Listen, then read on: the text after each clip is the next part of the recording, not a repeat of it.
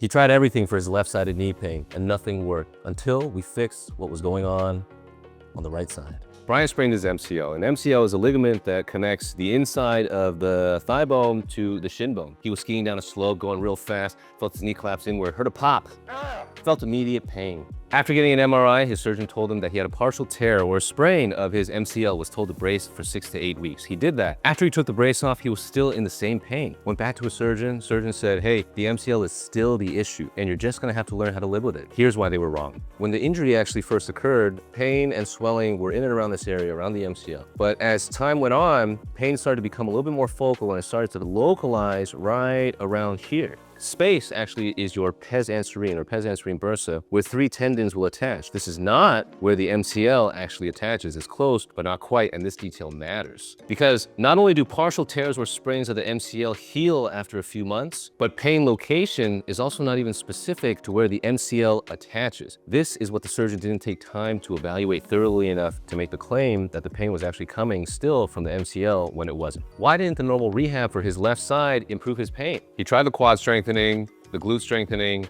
but sometimes he felt like that made the pain even worse. So what's actually going on? So when we test his pelvis, we can see that his right leg can adduct or get close to his midline, but his left cannot. Also, when I try to abduct or get his legs away from midline, you can see how his right side is more limited than the left side. Finally, when I resist him into bringing his left leg inwards towards midline, resisted adduction, this is what brings on his pain on the inside of his knee. This effectively means that he is turned and shifted into that right leg. As he shifts into this right leg, this inner thigh muscle on the right gets positionally shorter, more active, overactive in fact, pulls him into this side, restricts the ability for him to get this leg away from midline. But what does that effectively do to the left side? As he shifts and turns over into that right side, this gets effectively overstretched, and it's constantly on stretch. Every time he needs to pull that leg inward, it's pulling from an overstretched and disadvantaged position, which is likely what's causing pain at the tendon